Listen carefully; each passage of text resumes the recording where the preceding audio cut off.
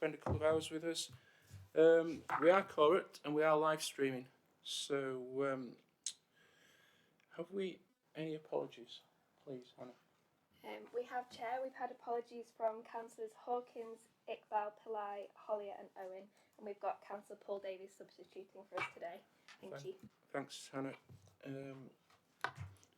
So declarations of disclosable pecuniary interests. If anyone has anything to declare, please highlight that now. Take silence as no, thank you. Exclusion of press and public. We are holding the meeting in public. There are no restrictions. The minutes of the November meeting have been circulated, and I don't propose to go through them line by line, but if anyone has any comments, can you please highlight those to us now? I've read them and they seemed fairly accurate to me. Does anyone have any comments? Anyone that was at the meeting? So we'll call those approved.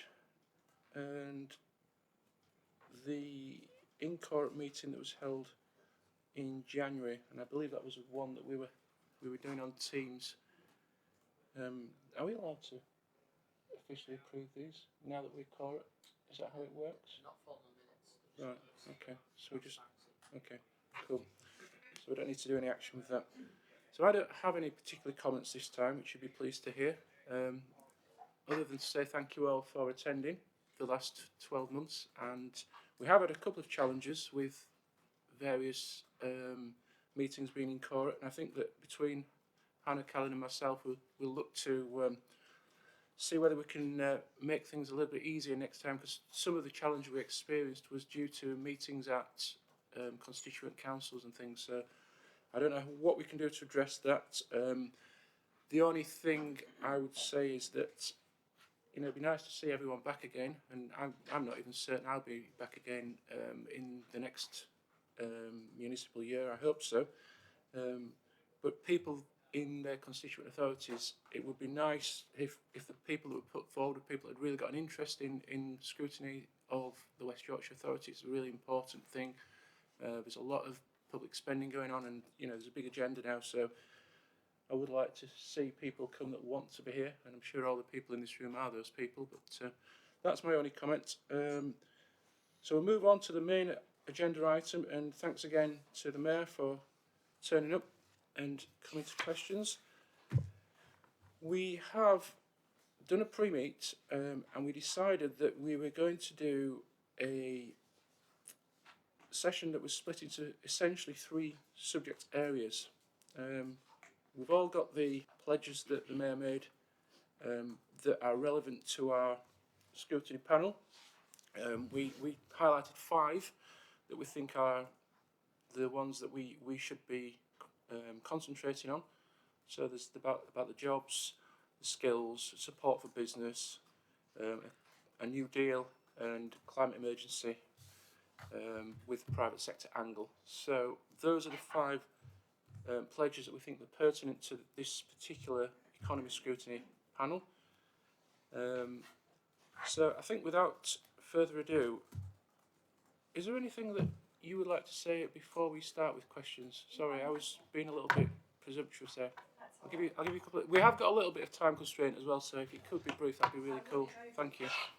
I just wanted to echo your thoughts, Chair, about my thanks to members who are taking time to be part of the scrutiny panel.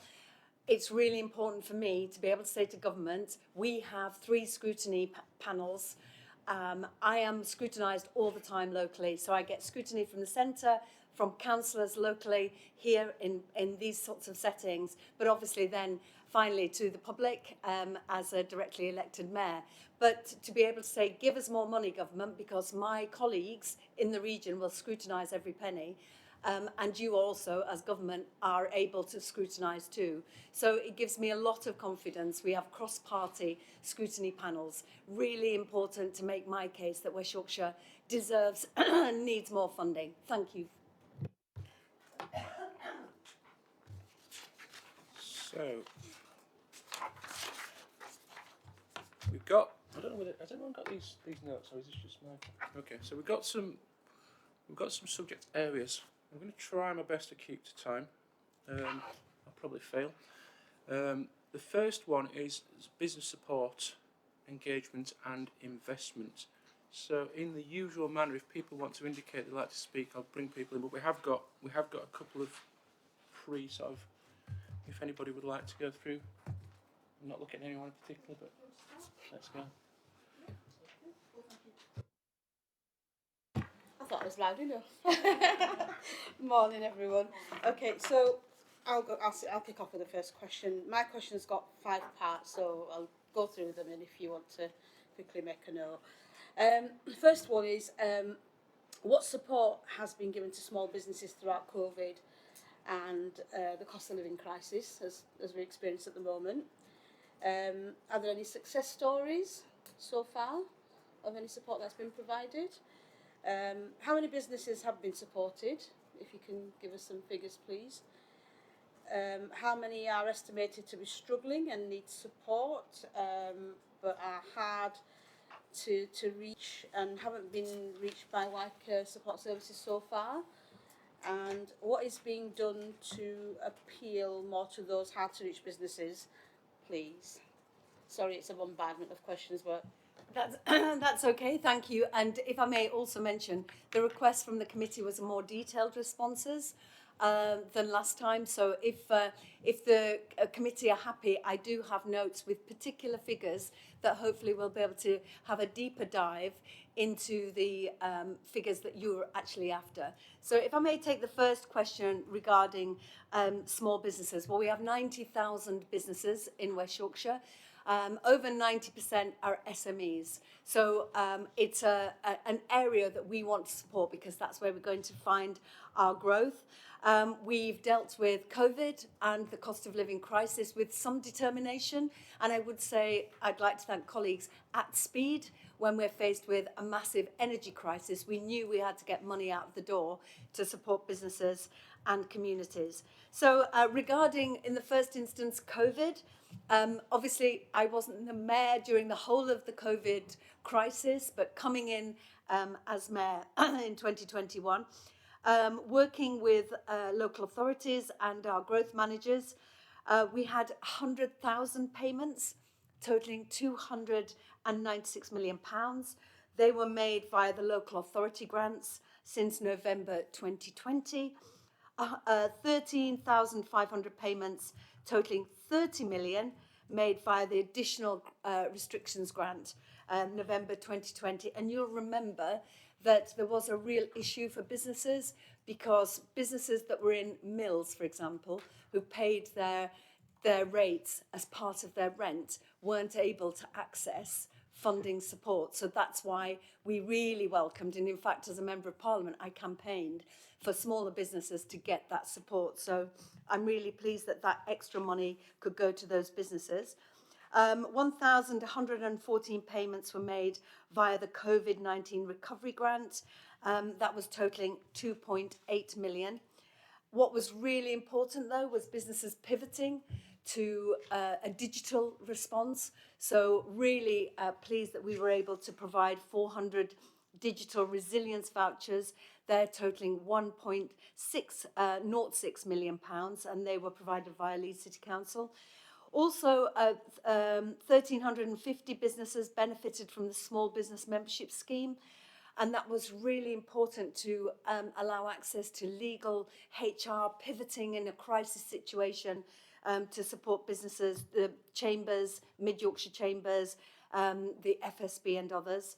Also, 60 businesses benefited from the peer learning project via the University of Leeds Business School. That was £90,000. 160 businesses got support from the cybersecurity scheme via North East Business Resilience Centre. That was £100,000, and I would like to see that widened across businesses in West Yorkshire because we know that the cyber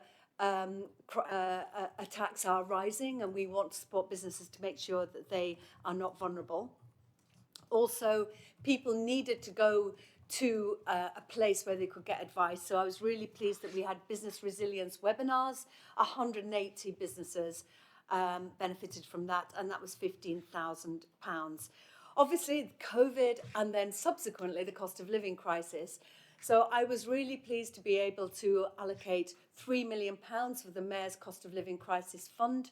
That went to local authorities. That was a charitable fund, so it wasn't directly businesses, but helped with food banks, warmth and mental health support. So I suppose anybody could have accessed that.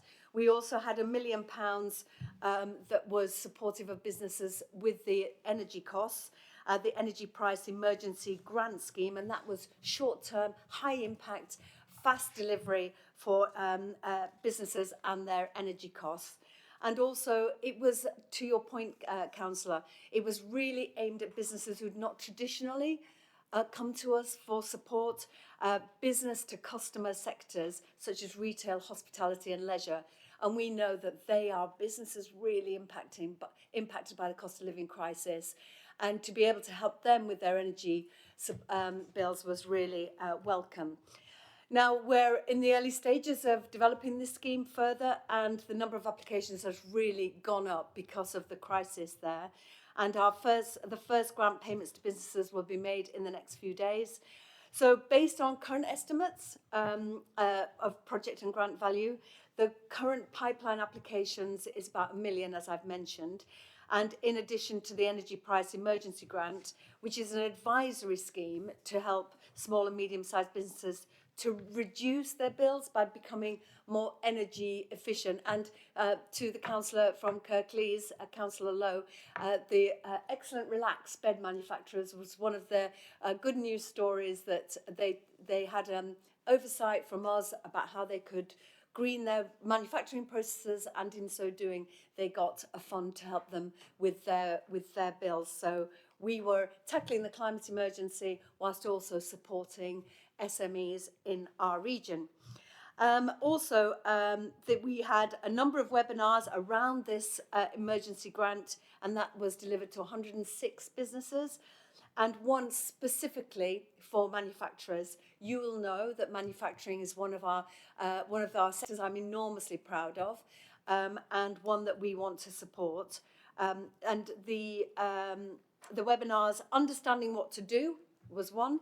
48 businesses attended that. Manufacturing and engineering, 20. Hospitality and retail, 30. And agriculture, because there are rural parts of West Yorkshire, 8 businesses attended that. But really important to make sure that we support businesses. And you will know, Chair, that government have announced, well, they've leaked from the budget this morning, that households are going to get another 3 months extension. But we have seen again and again businesses left behind when it comes to this extension. And I was at a round table with large energy users, businesses locally, and a glass manufacturer was talking about the eye-watering costs of energy and not a penny of support from government. So the Manufacturing Task Force came up with some recommendations, and some of those recommendations we have has flown through into our response to the cost of living crisis and the energy crisis. So the Energy Price Emergency Grant figures, it might be useful to know that at the first stage we've had 562 expressions of interest. I've tasked the team to move at speed. So 337 have moved to stage 2 of the process. In stage 2 of the process, 106 applications sent to business and awaiting submission, 93 applications submitted going through to approval, 31 grants approved, and 4 businesses have submitted grant claims for payments with a cumulative grant amount of 10,000. So I am really optimistic that those first grant payments will be going through to the businesses that need them. If I may also then move on to success stories. I think one of the successes will be that we can extend, hopefully, not limited now by European ruling, the support to businesses that are business to customer, not business to business. So I think that's going to be quite a good news story for us. I will defer to my colleague who's front-facing with businesses to just reflect a couple of good examples maybe that would be uplifting in what is potentially a tricky time. Phil, I wonder if you could just talk us through a couple of success stories. Can we be really brief though, Phil? Because otherwise we've got about another 15, 20 questions. We're not going to get through many of them. So Is it that I'm taking too long, Chair? Is it too much I didn't detail? want to be rude. It's nice that you've got some detail, but yeah, we probably need to go a little bit quicker. But thanks. That's helpful to know, thank you. Thanks, Chair. Brevity is my middle name. So just a couple of examples. One on the COVID side. I won't name the company, but there is, and I think it's really interesting that we are going through a period of multiple challenges, but there are multiple opportunities those challenges. So one example was a business that pivoted from, it's a cake business that pivoted from producing something kind of in-house to having much more online business that actually turned out to be more successful during COVID through some of the support and mentoring we gave through COVID. Which was good to see that, you know, that within challenges there's opportunities. And the Mayor's already mentioned some examples of some of the businesses that are supporting with the energy support scheme and the emergency energy support scheme. They are predominantly in the retail and hospitality sector. A couple we have begun to pay out some this week, as the Mayor alluded to, in the beauty sector and design sector. And the furniture bazaar in Dewsbury will be paid this week as well. So there's a few kind of things we're providing emergency support for now. I won't say any more, Chair. Thanks, Phil. Interesting. You've mentioned the hospitality sector. It's a sector we've all discussed in this meeting. There is a question on that which has partly been answered. I don't know whether you want to just pick this up, Councillor Brundell, just briefly. Yeah, of course. So I know you've mentioned the more general support around bills, etc. For hospitality sector. We're wondering in terms of the employment crisis they're facing, so the low supply of workers compared to high demand for positions in the hospitality industry, and what support has been put in place or will be put in place for them. Thank you. Thank you so much. Well, it's a combination, isn't it? It's a immediate financial support to keep the business up and running, but also to support them with training. We have interventions through our Growth Hub, training opportunities, and this is why I keep making the case to government. Give us the devolved powers to run our own skills training. We know businesses are telling us what they need, whether that's baristas or chefs or food manufacturing, whether that's vegan foods and that expertise. We can deliver that skills training. But if I may say that the sector is really impacted by the level of vacancies, and I'm hearing that on a daily basis. 65,000 people are employed in this sector, and 6% of total jobs in West Yorkshire, so it's really important for us. And it's vital that we give them that support through training and working with our careers service as well. I was very keen to have a 5-star gold-plated careers service offer. It's far too disparate across West Yorkshire. Now 80% of the schools in West Yorkshire are working with us to Gatsby standards for careers advice, so we can understand what the gaps are in our market, and then inform our careers advisors of how to pivot those young people. Also, what is incredibly challenging is those people the furthest away, and my commitment to West Yorkshire to focus on equality, diversity and inclusion, to make sure those furthest away from the job market get that support. So the really successful West Yorkshire Employment Hub supported 922 people into employment to date between April the 21st and December 22nd. 9.5% were in the hospitality sector. It doesn't feel like a lot, but for those families, for that person, that individual, to get a job and stay in a job is going to be quite a game changer. But also, it's not just getting jobs in hospitality that are paid really poorly. It's important people get the real living wage. So that's why after the election period, we'll be announcing the Fair Work Charter will be going live. So we will be bringing in businesses committed to the real living wage to make sure that there is more money in people's pockets. I'll stop there, Chair. I'm happy to continue, but I'm aware that we need to get through a lot this morning. Yeah, thank you. We're going to talk about inward investment, I think, now. Do you want a question, Bob? I can ask it if you... So, in terms of inward investment strategy, to what degree does Wicker actively approach and engage businesses to bring them to the region versus passively waiting for inquiries to come? And I think this was raised particularly in terms of green sector jobs. Yes, so I'll elaborate on that. So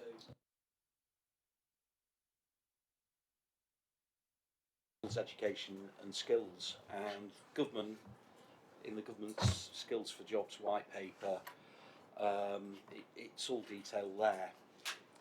But the UK has a significant, albeit poorly understood, green skills gap. Sectors of huge importance for the transition to net zero economy, such as construction, manufacturing, are struggling with skilled workforce shortages, and there are skills gaps in knowledge across the whole of the economy. There is still little and poor integration between skills initiatives and the needs of green transition. Policy interventions by the UK government, including the apprenticeship levy and lifetime skills guarantee, have been insufficient so far in terms of addressing the green skills deficit, let alone supporting the workforce to adapt to the needs of a low carbon economy. Across the whole of the UK, the average worker is currently below the skills level needed to access emerging green jobs. As West Yorkshire's employment density has been below the national average for several decades, we need to get ahead of the game. So we need a bold plan for skills, levelling up and net zero, which are three objectives of the mayoral plan. So my question is, I know most of this is driven by government, but what plans do the mayor and the combined authority have to leverage this skills gap so that West Yorkshire becomes a centre of excellence in the green economy before other mayoral combined authorities do the same thing? So this is about investing before the investment comes from central government, so that we can take advantage of the manufacturing base that we've got here, which is what we're really good at. Thank you, Councillor. That was a really good, complex and detailed question, and something that is very important to me, so I'm glad you've raised it. When I became mayor, as you referenced, part of my manifesto was absolutely committing to tackling the climate emergency, getting us to net zero by 2038, but also identify 1,000 green jobs. But that target figure is not, that's just the icing on the cake, because what is important is we support manufacturing to pivot to the green sector as well. So it's a priority for me, and the trade and investment team also understand that as a priority. So there are two parts to this job, I think. Trade and investment team, green skills, and also getting ahead of the game. If you're happy with that, Chair, I'll just take it in that order. So trade and investment team, they're proactive, it's a strategic approach. We're winning investments in priority sectors. One example, I went on a trade mission to India only a few months ago and was really pleased to come back with 1,000 jobs for a company called Emphasis in the tech sector. They are green jobs, they're skilled, they're well paid. I'm really pleased that they've chosen West Yorkshire, and interesting that everybody I met while I was there was saying we're not developing relationships with government, there's too much churn, we're developing relationships with mayors, because we know mayors know their region, they know what the region needs, and you can also help us with the skills pipeline and the workforce. So that was a really good win. I've recently come back from Arab Health, where I represented West Yorkshire. There were many West Yorkshire companies there, making contacts, talking about green jobs in health and life sciences, attracting new customers and having those overseas relationships. And part of inward investment is also our key account management team, the investor development team. And we have some really great wins from that team. A couple of examples are LabCorp, which is an American company. It's a £100 million investment, 72 new jobs. That's on the South Bank. It's a drug development company. It's a 100-bed clinical trials facility. strong research and element to this investment, which will safeguard 300 jobs. But I want to go wider and deeper with that relationship with America and health and life sciences, which is why I'm pleased that we've been allocated. Hopefully, we need to know the details from the budget, but 80 million over 5 years as an investment zone here in West Yorkshire because of our strength in health and life sciences and obviously green tech as well. Allied Glass, another inward investment, £40 million investment into the Leeds site for a new building, a new furnace, 25 graduates, and this is the pipeline that I'm excited to see.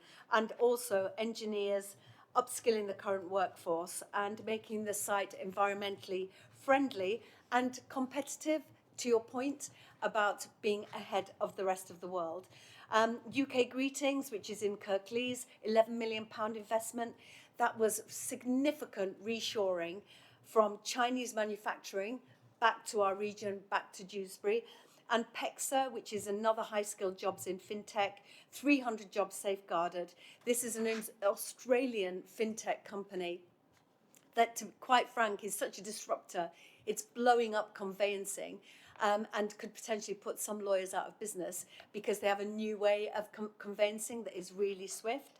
And the Inward Investment team have been working with them to showcase our region's strong economy, strengths in finance and tech, and also really celebrating our cluster of the Financial Conduct Authority, Infrastructure Bank, Bank of England. All of these jobs, and particularly the Infrastructure Bank, is tasked with investing in green infrastructure. And that is why I'm pleased that we're working with them very closely on what will be an over £2 billion project for mass transit in West Yorkshire. We're on the way with it, and we've started work. We've recruited to some degree. We're spending the 200 million already. But mass transit, I see as green infrastructure because it will get people out of their cars. So if I then move on to green skills, we have the 1,000 jobs pledged already. We're not to the end of my term. It's 1,007. There's over 256 that are current jobs. There is a lag between the promise and then the delivery of the job, and my team are working incredibly hard and closely with businesses to turn those jobs into those promises into reality. And they're in construction, is a big sector. So Mott MacDonald is one of our big green jobs deliverer. We're really privileged in West Yorkshire that we have one of the only colleges of construction in the UK. They've recently taken on a new Vice-Chancellor. It's the first woman, I think, they've ever had in the College of Construction. But also I've been working with them with another hat on as part of the funding for Leeds 2023, which is an installation project that is going to introduce construction to women and girls. That's really important. But also with another responsibility around housing, my pledge around 5,000 affordable and sustainable homes, we have got a pipeline of talent coming through that we're supporting for retrofit. So the Better Homes Hub that's going to be delivering in the first instance 3,000 fully retrofit homes.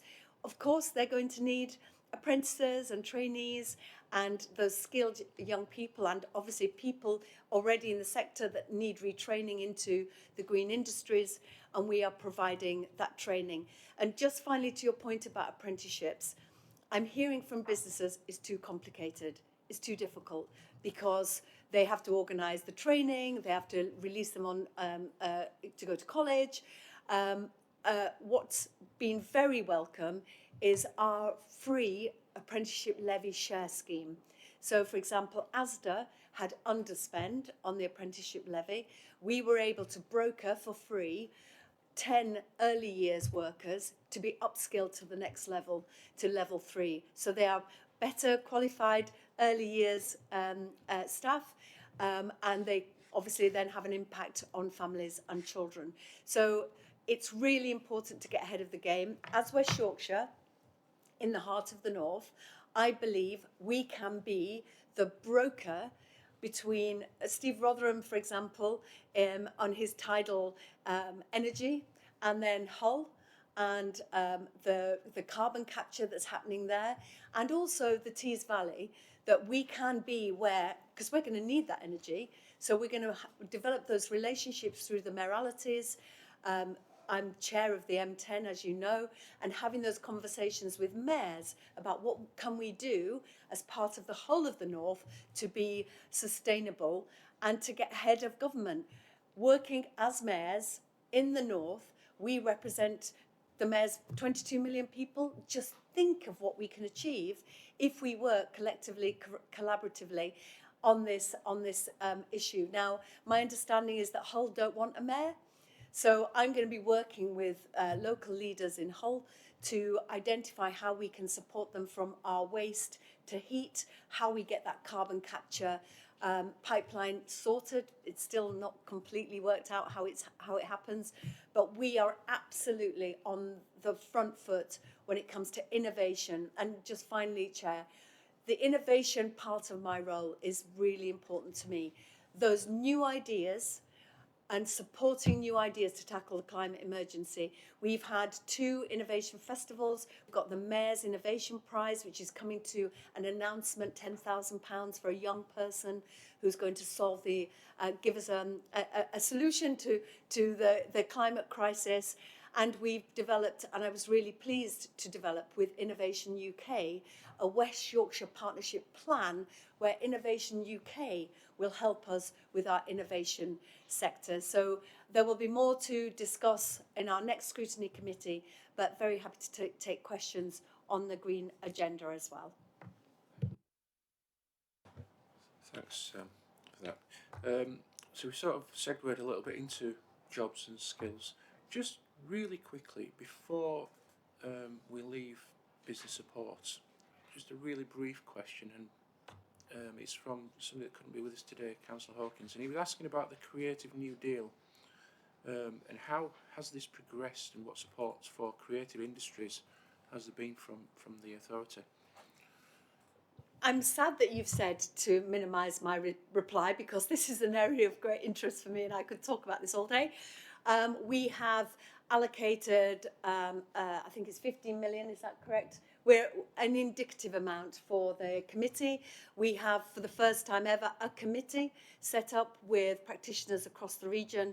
It's a very active committee. We are supporting the ongoing festivals. We have had approvals for funding for Leeds 2023, Kirklees Year of Music. There are applications in for Wakefield and Calderdale, and then of course there will be an application for funding for Bradford City of Culture for 2025. But for me, part of this money comes with a caveat that you have to show us how you're supporting the creative industries and developing talent. So I need to see the rollover of somebody that starts as an intern at Leeds 2023 that then gets another job in Wakefield in 2024 and then becomes a producer at Bradford City of Culture 2025 and then gets picked up by Channel 4 because they're so talented and so experienced and they stay in the region. We are really focused on supporting freelancers. As somebody that spent 3 decades as a freelancer, I know times have been incredibly tough, and 3 million were excluded from government support during COVID, and a huge percentage of them were people from the creative industries. So we are looking at a number of funding streams and support to help them.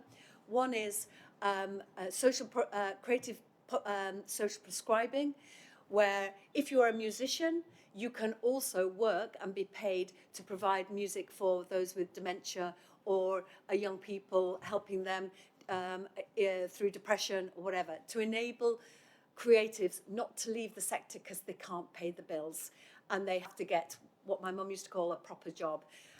So to support them in one way, we have the Creative Catalyst that is supporting emerging artists and emerging businesses to understand how they can pivot to export, increase productivity and develop their learnings by sharing knowledge.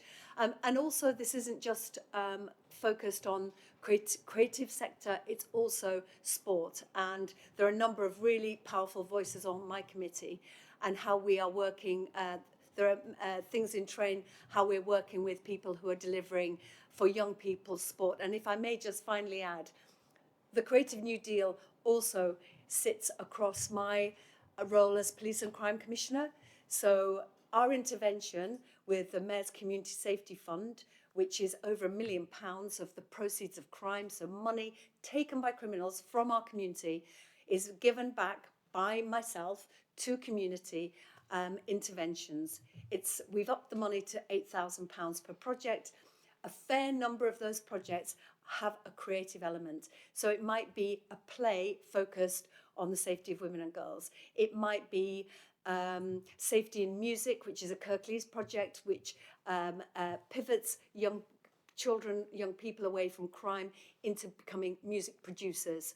So I am working at every opportunity that I have across my whole remit to have that Creative New Deal, because it should not be that depending on where you live is an indication of your access to culture.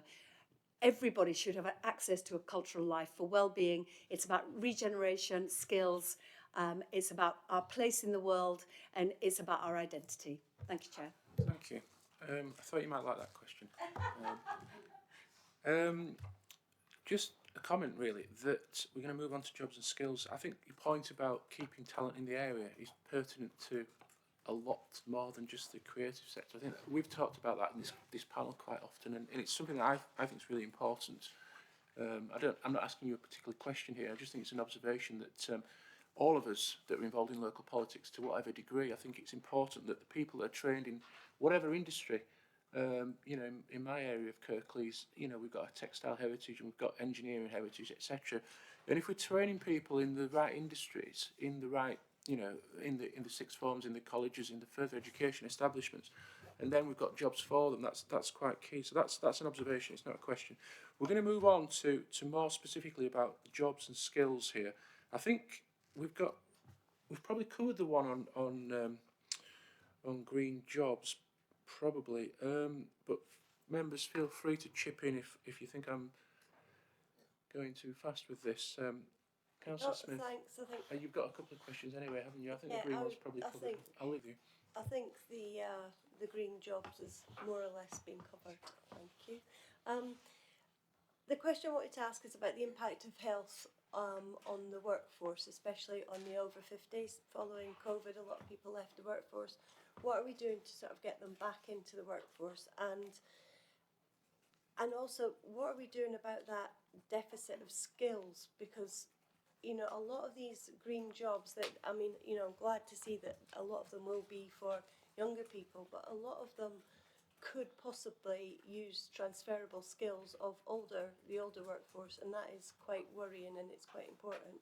And then the second question, which is around childcare. I asked about childcare the last time you came, and we've heard an announcement that possibly in the budget there's going to be up to 30 hours free childcare for people to get back into work. So this is looking at families getting back into work. But I just wondered, we did have a lack of actual childcare provision, and that seemed to be one of the things that, one of the gaps that needed filling. So I'm just wondering how you feel about that and how we think we're going to marry it up. Can I just really add to that? Sorry to interrupt. It's just that the question about older workers, I was going to ask something a bit more specific about this. So if you just, when you're answering, would you mind just about the COVID impact of people that are over 50 perhaps that have left the workforce, just cover that as well? Yeah. Thanks. And I don't expect you to be able to answer about government policy on childcare. Thank you, Chair. If I take the over 50s, and I think it is an issue for us. There are too many people in West Yorkshire that are economically inactive. A fair deal of that is ill health, potentially. Excuse me, Chair. I think I've just got a frog. That's better. That there is a problem that too many people are also on the waiting list for operations, and that is having an impact on our workforce more widely. So that's really important. But to your point, just very quickly about childcare, I said last time I was here, the model is just not working. I do value this, if 30 extra free hours for 1 and 2 year olds, because women were stepping out of the workforce and couldn't get back in until their child was 3, and by then you've slightly slipped in your skills. So I do think that is welcome. The question will be how much is the rate, because the reason why childcare nurseries were keeling over is they couldn't make the economics work. So you have to support the business, but you also have to pay people properly so you get high quality childcare. But just to the point of the inactive workforce, currently in West Yorkshire there are 344,000 people working, 16 working age 16 to 64, who are economically inactive. That's a substantial figure, isn't it? And 128,000 of those are aged 50 to 64. And the inactivity rate for this group in West Yorkshire is 29%, opposed to nationally, which is only 24%. So there is something going on. Now, I think transport is a problem, and that's why I was pleased that last September we were one of the first regions to introduce the £2 fare, the mayor's fare, to get more people confident enough to go back on the bus and that they could afford it. But the number of people aged 50 that are economically inactive has grown by 32,000, apologies, or 7% compared with pre-pandemic.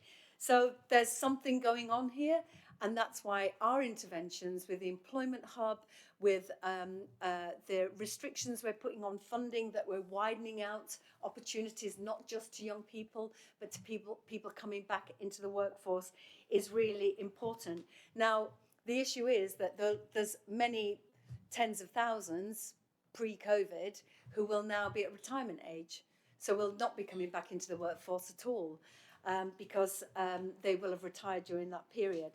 So, as I mentioned, we've got the Employment Hub. Our Future Goals website is really successful website, and many hundreds of thousands of people look at that website. Our Skills Bootcamp, again, to your point about upskilling with modern skills, that is, they're short term, so you don't have to sign up for a 2-year, 3-year degree. It's something that you need immediately now, and you can get that training.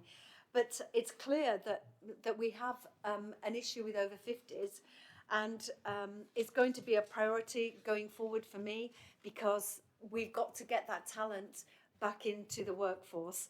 And wherever caring responsibilities or poor mental health or poor physical health is holding people back, I don't have responsibilities for health, but I'm hoping that my inclusivity champion, that was one of my manifesto pledges, we will be announcing soon the name of that person. We are currently recruiting and we're having interviews this week. I'm hoping that inclusivity champion will also help me with the unfair divide economically between our regions, which will potentially help people back into work that are currently not in work, to give them more money in their pockets. So the people need the right skills. We will support them and sustain them through the learning and hopefully then into work. But what we offer from the Employment Hub, from our bootcamp careers, is open to everyone. Thank you. Thank you. So, Councillor Almas, you had a question. Thank you, Chair. I think you partly answered the question that I was going to ask, and it's reassuring in terms of the work that's been underdone in the light of the promises and pledges that you make with regards to apprenticeships, vocational training and skills for the job market. Obviously representing the inner south of the city in Leeds, where we have priority neighbourhoods and a lot of issues around deprivation and so on. You did touch the kind of work that's underway to support and promote apprenticeships and other vocational trainings. Obviously, vis-a-vis that fell, since the pandemic. But what sort of engagement is taking place with each level of education system, from, for example, secondary to higher and to tertiary education, and all the way from vocational sort of training to IT, research work, innovation, you know, all that kind of thing. It would be really, really interesting to have some stats, especially around the priority neighbourhoods and inner cities, the kind of opportunities that have been offered to prospective, if you like, job market and creation of jobs. I'd be very interested to know that. Thank you. Thank you, Chair. And with regard to the specific ward, I hope you'd be content that I can provide that very specifically for you. But more generally across West Yorkshire, I am on a regular basis talking to the heads of further education colleges, because we've now taken on responsibilities for adult education. So that's £65 million. What's really important is now we know that what we need, we can then work with providers to make sure that they are delivering the right courses. But it's not just about our Russell Group universities. Whilst there are 7 fine universities in our region, it's also about those further education colleges. And having met FE vice-chancellors, are they called vice-chancellors? Yes. Yes, they are. Vice-chancellors, and talking to them about the challenge that they're facing with energy costs, with attracting teaching talent because they couldn't pay them enough. We've increased our investment in that sector, because I think not every young person wants to go to university. They need those practical skills potentially, or somebody coming back into the world of work would want to probably go to an FE college rather than feel that they have to then start the whole process to get into university. So you asked for some figures, so I'm very happy to give you some figures on apprenticeships in the first instance. There were 15,849 apprenticeship starts during 2021-2022, and that grew by 9% compared with the previous year, and similar to the national average picture, which also saw growth. But in some sectors, we are lagging behind the national picture. So I am really pleased that we are on a par, given our challenges of deprivation and those furthest away from these great opportunities for apprenticeships. The starts in West Yorkshire remained almost 3,000 below their pre-pandemic level, which is a challenge. We want to get back to that. So locally, there was a 3% increase in Bradford, 18% growth in Wakefield, 16% in Calderdale. The rates of growth in Kirklees was 9% and Leeds was 8%, all similar to the West Yorkshire average. And the number of higher apprenticeship starts was 28% higher than pre-pandemic in West Yorkshire. But what I'd also like to just reflect is not about just the numbers of apprenticeships, but who's doing them. So, for example, in Bradford, there's an aerospace company called Produmax. They have worked incredibly hard to get a diverse cohort of apprentices. I go to manufacturing companies all the time, and diversity of apprentices is an enormous challenge, because I don't know, maybe families want their youngsters to go into medical professions and don't see manufacturing as a great career. But Produmax has one of the youngest, most diverse set of apprentices, I would suggest, in the country. And certainly I want to see that reflected across the whole of West Yorkshire. And it's something I talk about on every visit when I visit a business. Who are you attracting? Where are the women? Where are people of colour? Where are people with a disability who are getting these great opportunities? Obviously, one of the challenges is low apprenticeship pay. Young people can earn more in an unskilled role, but we have to make the case that actually you can earn a large amount of money. A really great skilled job pays you for a lifetime. So looking at mass transit, for example, we are developing the pipeline of talent for engineers we're going to need in 3 years' time, because we know we're going to be developing mass transit. They're well-paid skilled jobs that will keep people in our region. Construction, the starting salaries are 32,000, 35,000 for people who've got the training qualifications. They're really good jobs for young people. Really important that we get those skilled workforce. As I mentioned, the apprenticeship levy transfer. One of the other companies that I could mention, Pragmatic Digital. I visited them during apprenticeship week, and they hired 2 apprentices using the levy share scheme. As I mentioned about the employment hub, we've exceeded our targets for participants who are unemployed, from ethnic minorities, disabled, and without basic skills. 941 apprenticeship places were created in the first iteration. That's so important. It's who is getting these opportunities, who is the furthest away, and this is where we can intervene because we know our community. Future goals, as I said, it's award-winning all-age careers platform that surpassed its targets, reaching 3.2 million. Schools partnership works with schools, but also supports teachers through CPD, linking businesses to go into schools to talk about what they can deliver and offer more quality employer engagement to the pupils. As you'll know, the Manufacturing Task Force, the Green Jobs Task Force, the Digital Skills Plan, all have a focus on skills. And that is the message I keep saying to government. Give me more power over skills and you will get more growth. We will benefit the whole of the UK because our gap is substantial. Just imagine how we can turbocharge that delivery through skills because we know our community. The additional apprenticeship data on sectors, business, admin and law. The number of apprentices unfortunately has gone down. There's a number that we are focusing on to try and get back up, and construction and IT both have higher levels of apprenticeship starts than pre-pandemic. And that says a lot about our region, that we have more cranes in the air in Leeds than anywhere else. It seems like anywhere else in the United Kingdom. And there is more construction going on, and we're going to need those skilled workforce.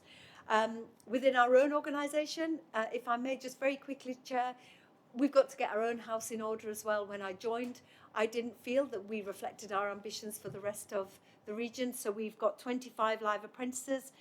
Entry-level apprentices at the CA are grade D, which is a starting salary of 19,867 to 22,688. So we're starting youngsters in our organisations at decent starting wages. The Leadership Shadow Scheme I've initiated.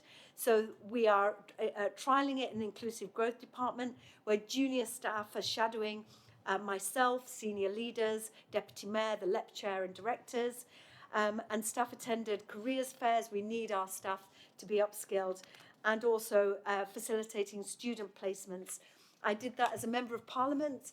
I have a rolling programme of young women joining my office, because if you have no family members with connections, to have an MP's office, some of your work experience makes you stand out from the crowd. That's what I'm hoping for all our youngsters in West Yorkshire, that they have that great business experience, work experience, so they will stand out from the crowd when it comes to recruitment. Thank you, Chair. I just wanted to be very interested to find out, because you mentioned the small, medium enterprises, you know, as 90% of the 90,000 businesses that you mentioned in the area. What sort of connections have you got, specifically the employment hub that you mentioned, to attract these SMEs engaging with the prospective, if you like, job market? Because I think that's a major strength, 90% of the chunk of the business that you mentioned. Thank you. You're absolutely right, and that's why I'm delighted that our LEP is really reflective of SMEs across our region. I'm also pleased it's one of the most diverse LEPs in the country. However, I am mindful that there are people whose businesses, they're just getting on and doing it, and they don't come to us for help.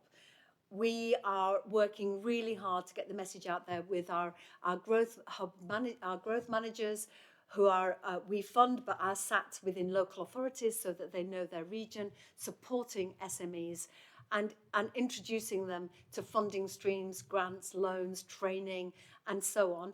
I speak on a regular basis with the Small Businesses Association, with chambers, we don't access enough people, and part of my job and what devolution gives us is a voice for the region. Also, I'm very aware that women-led businesses aren't accessing support in the same way that they should, and particularly those startups, which is why Enterprise West Yorkshire, which was introduced last year, no, maybe 18 months ago now, £6 million for entrepreneurs. But because of devolution, I'm able to say 50% of that will go to women, 20% to people of colour, 3% to those with a disability, and we're already smashing those targets. But when a woman sets up a business, and 95% of notonthehighstreet.com are women-led businesses, often from a kitchen table, the opportunity to then upscale your business through venture capital is really held back if you're a woman. 1.6 pence in every pound is given to women-led entrepreneurs versus male-led.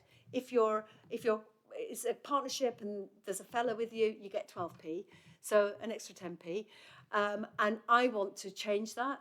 I want women entrepreneurs in West Yorkshire to be supported through my interventions as the only woman metro mayor in the country, that if you are a woman and you have a business idea, you are more likely to get it up and away and attract venture capital because you live in West Yorkshire.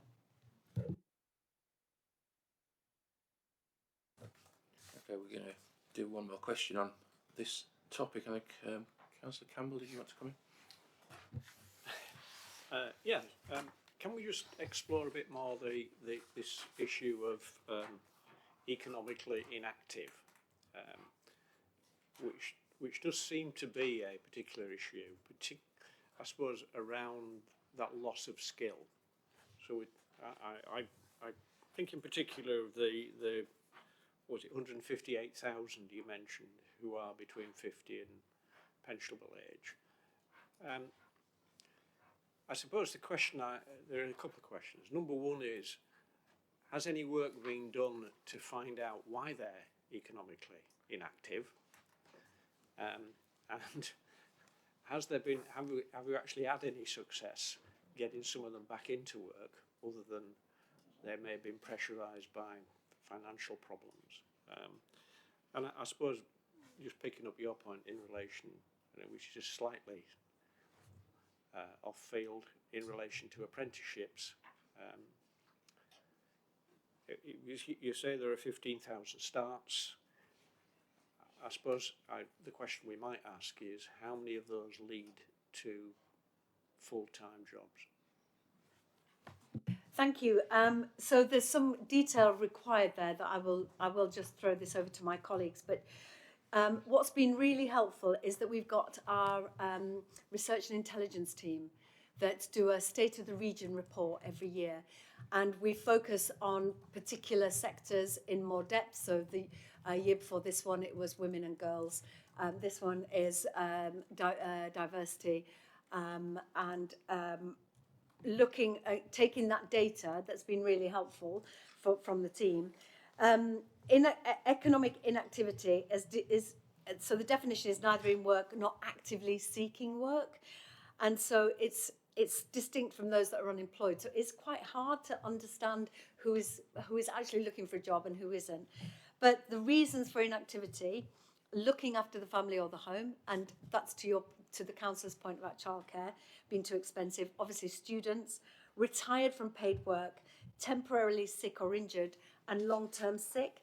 And I do think we don't know as yet the impact of long COVID on our workforce, because it is so multifarious, isn't it? That it can be skeletal, it can be brain fog, it can be lethargy. There's all sorts of things that are as yet not pinpointed about actually what makes people unwell after COVID. So that's what we've sort of understood why people aren't in the sector. Just to your numbers there, sorry if I misguided you, but it's 344,000 people of working age who are economically inactive in West Yorkshire. Sorry, I didn't recognise that figure that you just quoted there. But just to the point of apprentices, over 50 apprentices, I don't have that detail, but maybe, Phil, you could break down the apprenticeship starts? Can I just help you out? I was specifically referring into the 50s to 67s, or is it? I appreciate that there's a chunk of people from 18 all the way up to 50. Thank you for that clarification. Phil? So just a couple of things to add, and I'll give you an answer about the numbers as well. But I think this is obviously a national issue and a local issue, the over 50s inactivity, and it's happening for a number of reasons, and the policy response to those reasons will depend on why the individuals are inactive. So there's a group of over 50s that have retired because they can afford to, and have had a taste of a different kind of lifestyle, possibly through COVID, and the answer to get those people back into work is different from over 50s who are inactive because their job has been removed, or sectors have been removed or in decline. So we need to kind of acknowledge that the cohort of people we're dealing with differs across that. In terms of the numbers of apprentices that we have over 50, we are kind of looking at this data at the moment. So I don't have an answer, but we're in the middle of doing a mass exercise in terms of our management intelligence data to get this information, and we'll have it at the end of the month. So it's something I could circulate to this committee at that point. But the data at the moment is showing that there's clearly lower levels of apprenticeships of that age compared to the overall groups, and that's something we need to think about encouraging people to have that career change or get into work or develop new skills through apprenticeships. So it's a really, really good point and one we need to look at. If I could just add, though, on a recent visit to the College of Construction, I was delighted to see two women of colour, definitely over 40. I wouldn't dare mention what age they might be, but they were on apprenticeship training for painting and decorating, and they were having the time of their life. So I would encourage everyone to think about a career outside the one that they've anticipated, because most people have 3 careers, and it is an opportunity for retraining.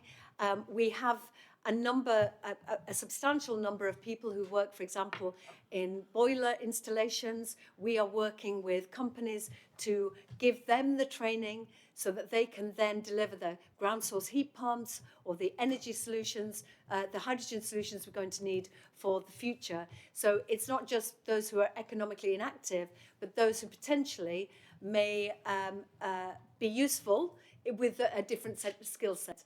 I wonder, I don't know, Tom, is there anything you'd like to add regarding the data on over 50s?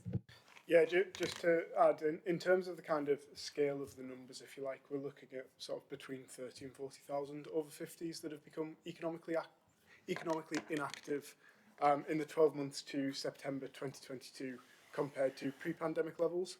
Now, what we are seeing is we're starting to see the out-of-work claimant count tick up again. So we are seeing some people go from being inactive back into activity and looking for work, which is likely linked with the cost of living crisis. But what we don't have is how much of that increase back into work will be the over 50s. But in terms of over 50s being economically inactive, we're looking at an increase of around 30 to 40,000 from pre-pandemic to September 2022. Thank you, Tom. And also, I'm hoping that this announcement on support for childcare will mean potentially that women can go back into work because they're not having to look after their son or daughter's children, so that they can go to work. So that I am hoping that this intervention will make a difference. Thanks, Chair. So what you appear to be saying to us, we don't actually know why the 158,000, which is the 50 to 66 group, are actually not working. So we've got various headlines, which is childcare, i.e. looking after it might be their own children, I suppose, or their children's children or their great-grandchildren. And I think it will be useful for me to understand what proportion we're talking about. So if, for example, there are 1,000 people looking after children out of the 158, that's not really a big figure, is it? If there are 150,000 who've retired and are never coming back, then that will be useful information as well, because there's little point targeting that group. And I suppose it's that sort of information that I'm interested in, because that's the only way we would be able as a group to measure the success of the Mayor's interventions in relation to getting people back into work. And the comment about the two ladies learning to paint and decorate is interesting, and if you can give me their telephone number, I've got a room that needs painted. If I can just say thank you, Councillor, but it is a problem that's also perplexing government, and they've got all the resources of the House of Commons Library, and they also are perplexed by this economically inactive group. But that's certainly something that Tom and myself will take away to the next scrutiny, to come back with more detailed figures if we can find them. I don't know if you are more confident about than me. Phil? Yeah, Tom. So we don't have the exact figures currently, just by virtue of kind of when they're published by the UK government. What we do know of the total economically inactive population within West Yorkshire, around sort of 25 to 30% are due to long-term sick problems, and that has increased during the pandemic, as most people have kind of mentioned. So if we were to kind of apply that to the sort of 30 to 40,000 figure of the increase in activity, you would expect sort of 10 to 15,000 or so would be within this kind of long-term sick. However, you would also expect that it's likely to be more skewed towards the over 50s than it is the wider population. So it's likely to be actually more than that, 10 to 15,000, but we can go away and try to figure out more exact figures for you, because at the minute I'm basing it on sort of general population figures and applying it to the West Yorkshire picture, rather than getting the exact figures for West Yorkshire. Thanks. I think we need to. If I just quickly add, this is why it's so important, Councillor, that we are focusing more and more on data, because in order to solve the problems that are increasingly complex, we need good data in front of us. So I'm really pleased that the research and intelligence team are working so hard around this issue. Can I just make a plea that when you're looking at this data and when you're presenting the next set of information about this, a couple of times you've mentioned about the over 50s, people who've chosen to retire and are in a financial position to do so.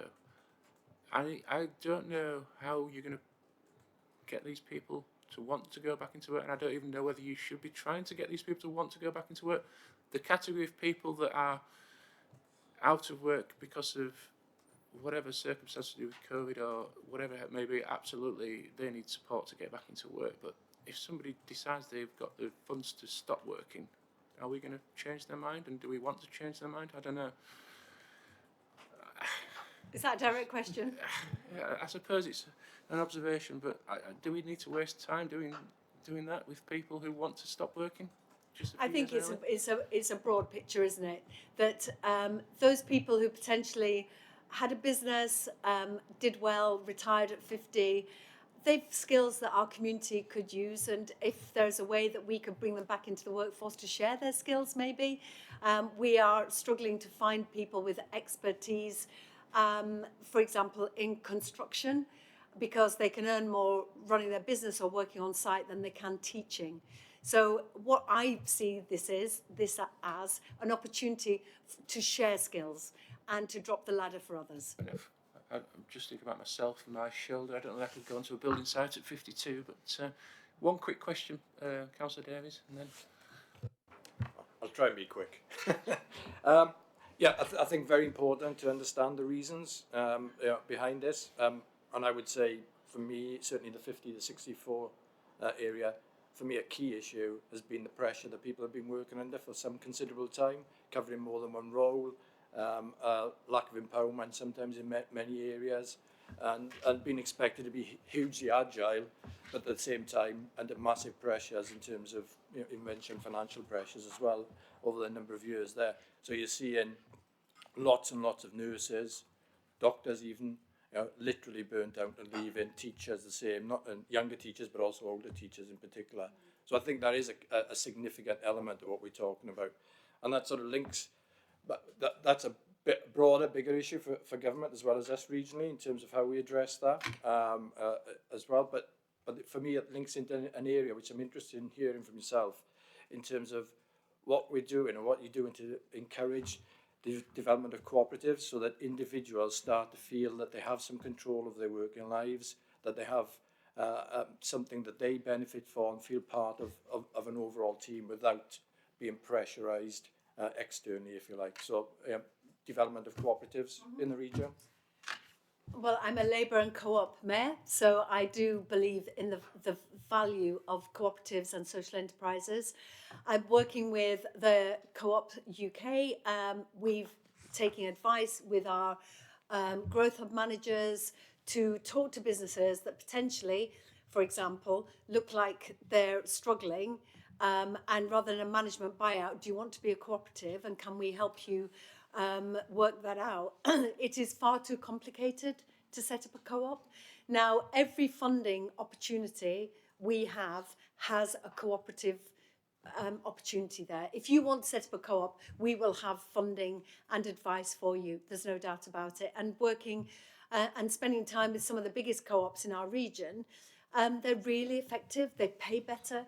There's better well-being. There's greater control over people's lives. It really does have an impact, and people are more likely to stay enrolled. They're more resilient to economic shocks. But unfortunately, it is too complicated because of government expectations about the processes you go through. So we're trying to simplify that. Now, I know in South Yorkshire, they have a cooperative hub, and I'm getting learnings from Oliver Coppard about whether that does work. Is that helpful? But it's something that's definitely forefront in my mind.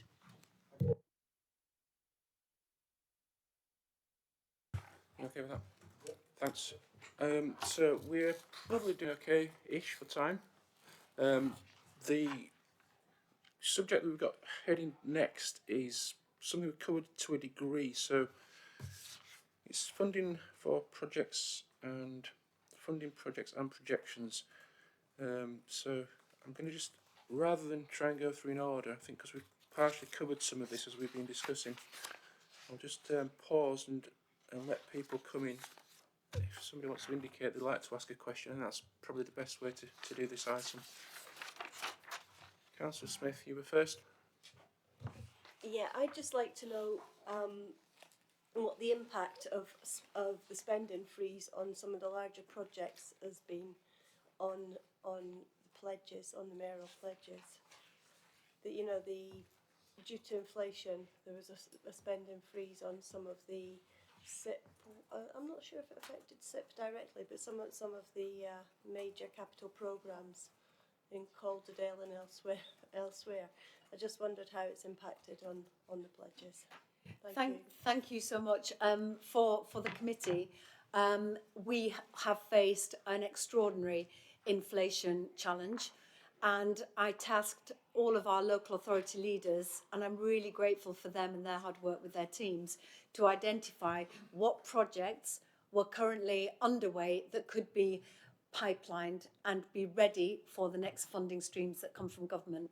We were able to identify £270 million worth that would then be just pivoted into a pipeline. That means that they are not stopped, but they get to their next stage of it, whether that's outline business case or whatever, so they are ready when we get an opportunity to bid for extra money.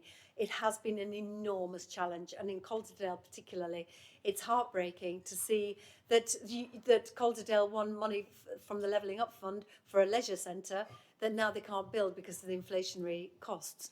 So I would hope that this change has not impacted on my pledges per se, because the pledges are still being delivered, but there will be pauses to some of the projects. We took a view as well that some projects that may have worked 10 years ago, that were difficult to get over the line, or that were maybe really focused on roads when we're trying to tackle a climate emergency, were we going to have another look at that as well? So there are lots of filters of how local authorities delivered those savings. So that means that the projects that are now underway across the whole of West Yorkshire have that focus, and that we can make sure that we deliver rather than start projects that then get into financial trouble. So I think that inflation review was helpful. It's also innovative, and lots of mayoral combined authorities have come to our team to say, how did you do it? How did you get that consensus? That had to be it had to be a joint effort. We all had to take a bit of the pain. And so I'm really grateful for that collaborative, cooperative approach. So it didn't really impact, as I say, on the pledges. And adding schemes to a pipeline, we're building more of those future programmes, because sometimes we can be in a situation where government says, we can give you £10 million for something. You have to deliver it by March, which is 6 months away. Off you go, which is incredibly difficult. But now we have pipeline projects that have got to, they're underway. We can take them off the shelf and get going with them. So I'm hoping that that will actually help us deliver more and faster. So the projects had to demonstrate, as we were looking at what would stay and go, would it either, particularly around transport, create active travel infrastructure to encourage cycling and walking as a viable way to travel, bus priority or rail interventions? And that's absolutely chimes with my manifesto pledges. Also, do they meet sustainable transport goals? And my priorities, EDI, inclusive growth, and our emerging West Yorkshire plan.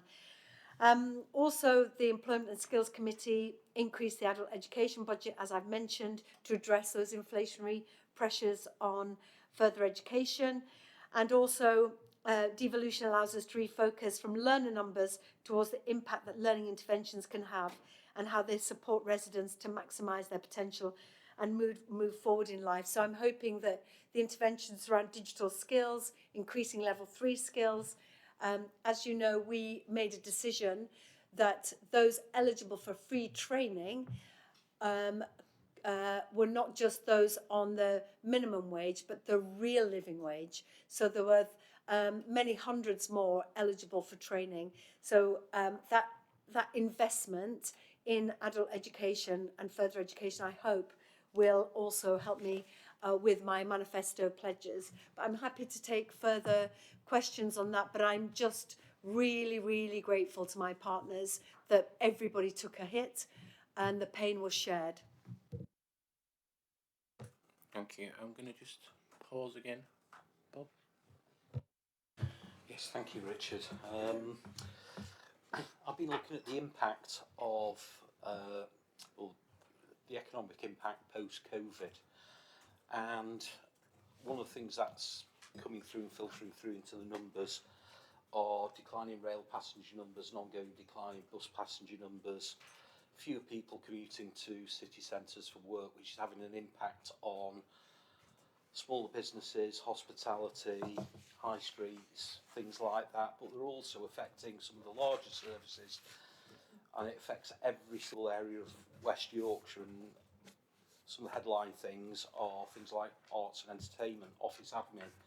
They're all showing marked decline, and I'm keen to understand what we're doing to actually redress some of those issues, because unless we do something about it, there's a lot of city centres now, except the fact that Leeds is probably a little different, but certainly in Calderdale, Huddersfield, Wakefield, when you look at rail passenger numbers, they're going down. They have been going down since 2017. There is an enormous drop in the current year. I think they're down about 32%, between 32 and 40%, depending on which station you go to.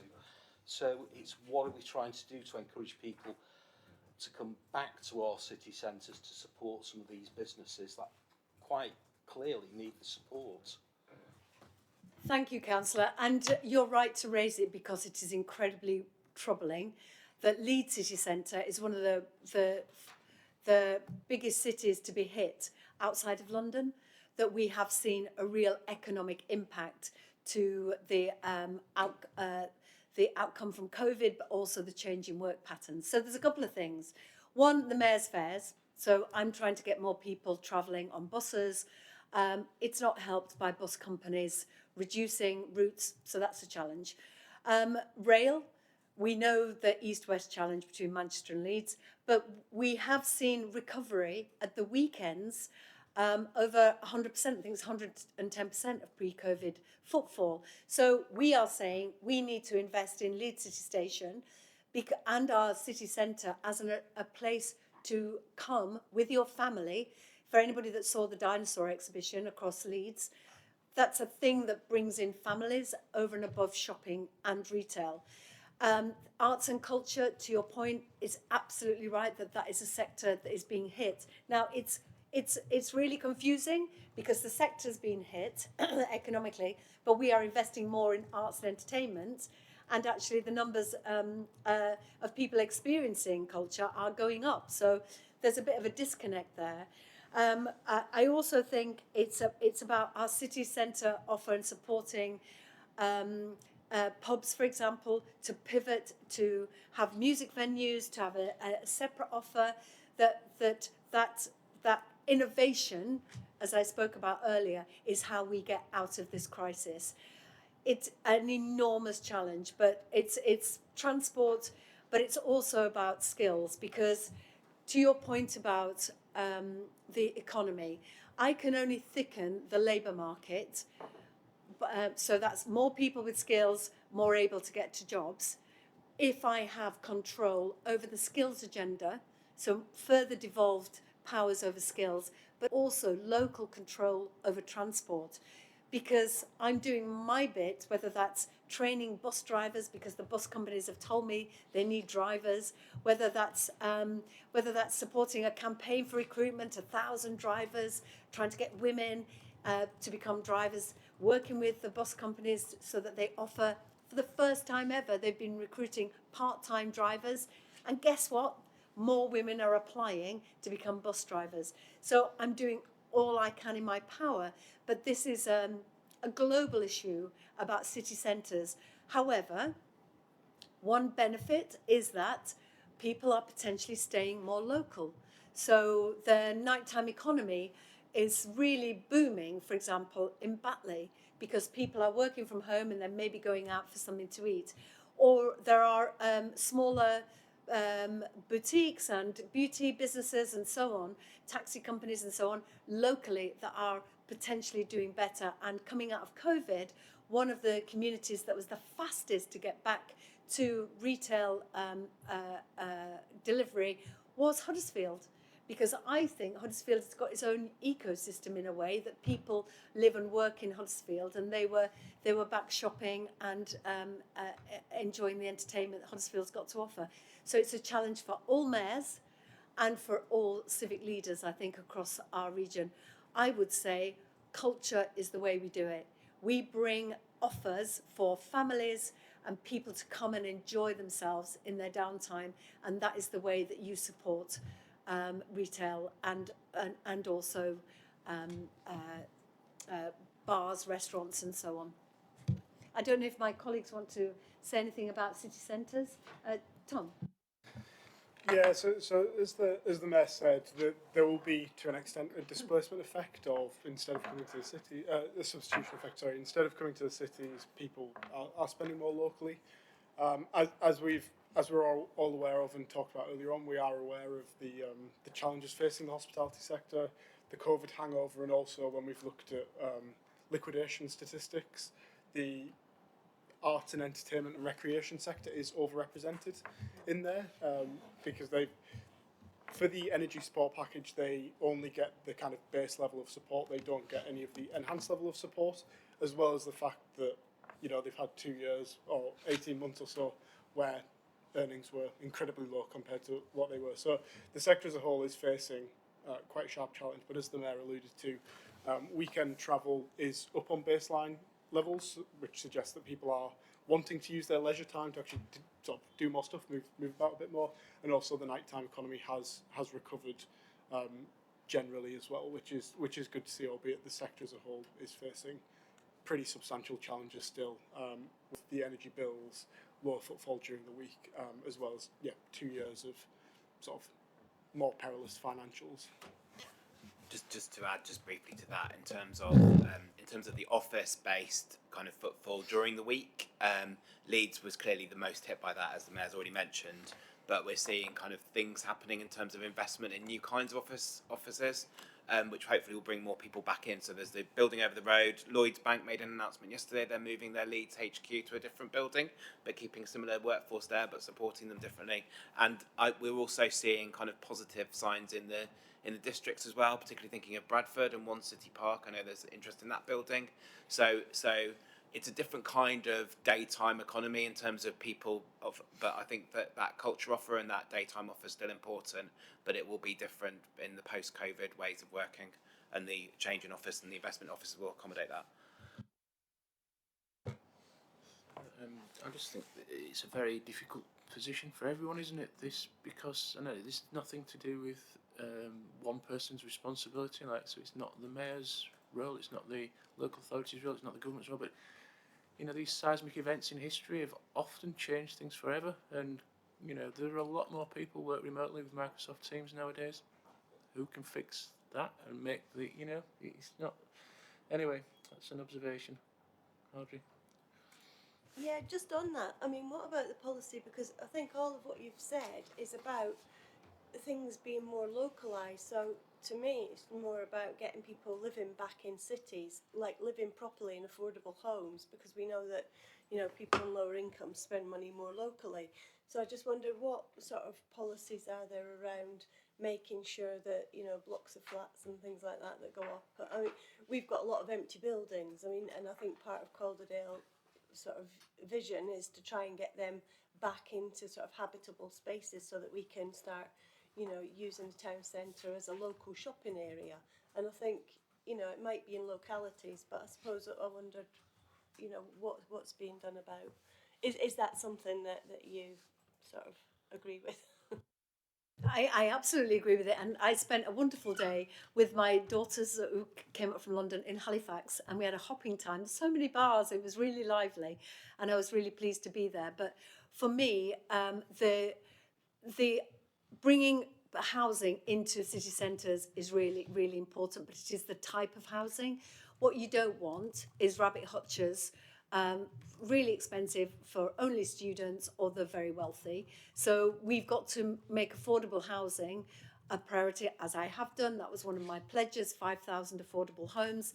It matters to me. I grew up in social housing in Batley. I know that safety of a roof over my head and affordable rent enabled me to flourish and to go on and thrive. So to your point, we need more housing in city centres, the right type of housing.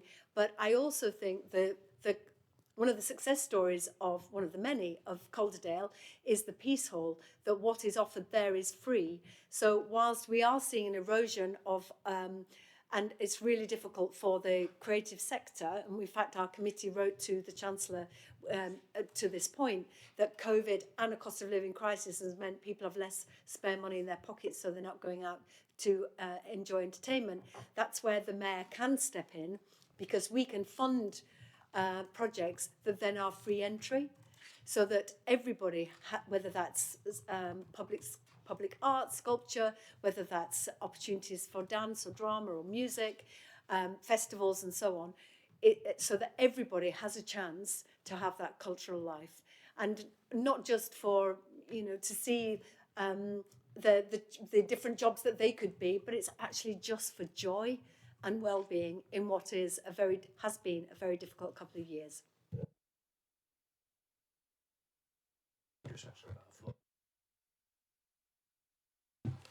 Can I just ask about affordables, because there seems to be well, it's the same over much of West Yorkshire, isn't it? There are different pressures on different areas. So there isn't a pressure in Leeds, for example, in relation to residential properties within the city centre. Within the city centre, residential developments are the growth industry. There's something like 10,000 units gone in over the last 10 years or so. And I think it's fair to say that every month there's a new application for types of development. But I'd like to touch on the point you made about affordables, because I'm interested to know what pressure you can bring to bear, maybe on central government, in relation to the City Council's ability to insist on affordable units within a development.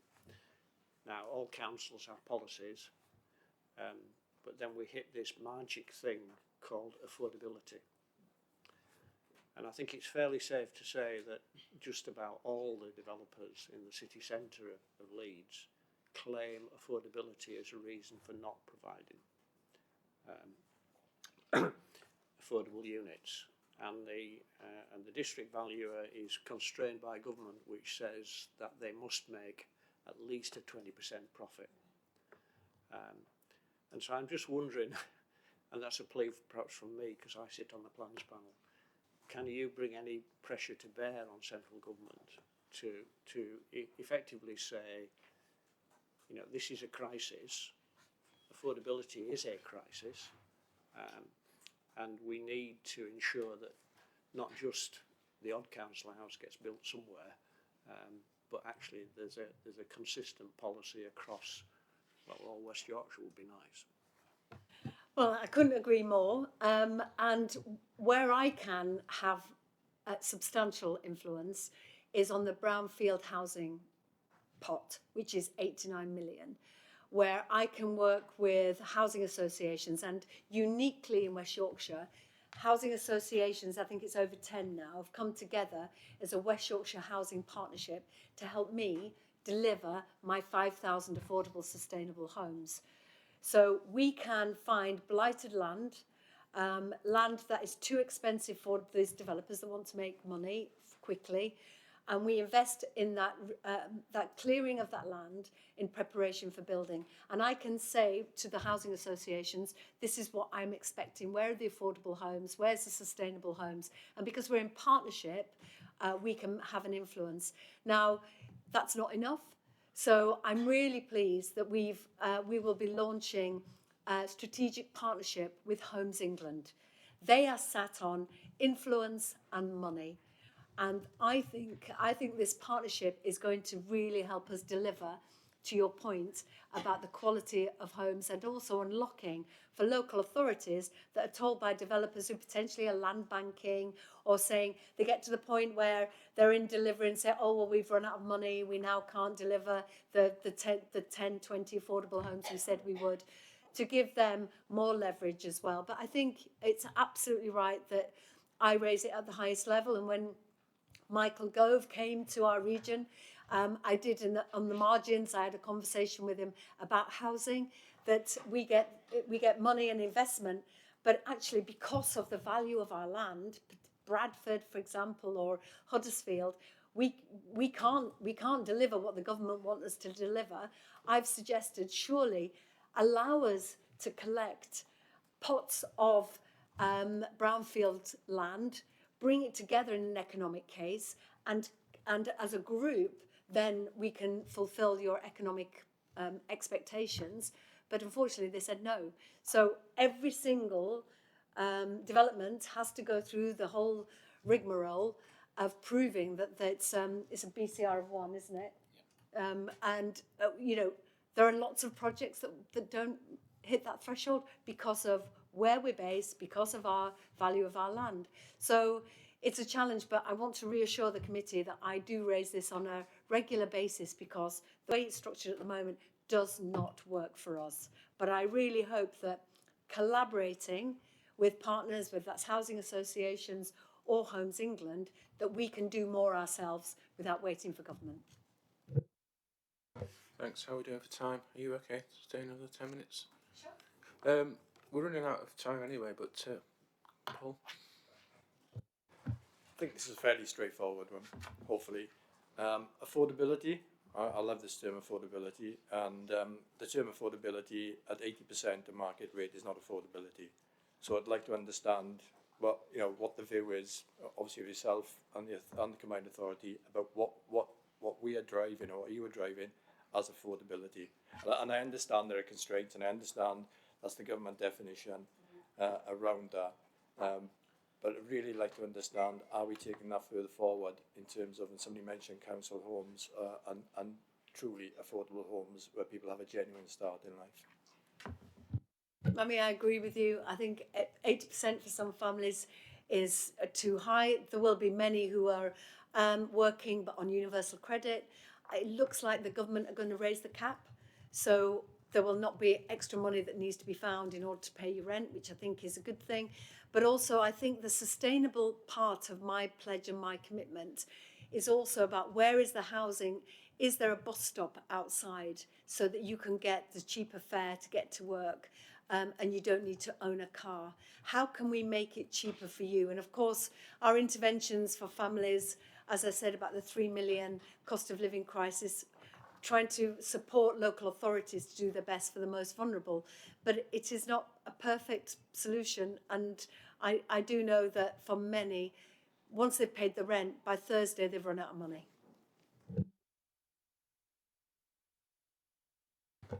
Any more questions?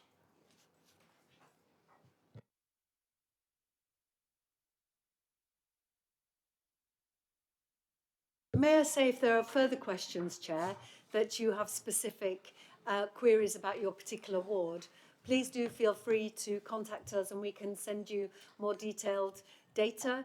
And as I say, data is king or queen in this instance, and it will help us all do our jobs better if we understand the data, because it's a swiftly moving picture across our region, but we can work in partnership to be more economically resilient and thrive as a region.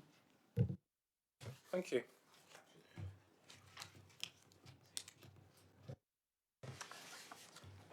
So I think we've come to the end of Mayor's question time. The final item on the agenda is the Economy Scrutiny Work Programme, which I haven't got anything to say about because we've come to the end of the work programme. Today's the last meeting. So I think all I would like to say is just thanks again to all of you for your contributions over this last, it's not quite 12 months, is it? But and I hope to see as many of you again as possible next time. And thank you to the Mayor for coming, and Phil and Tom for answering the questions. Never seem to have long enough, do we? But thanks all for your time, and I think we'll close the meeting there. Thank you so much, Chair, and thank you for being such a great critical friend. And I absolutely need you to help me with my thinking. So thank you for giving your time. Thank you.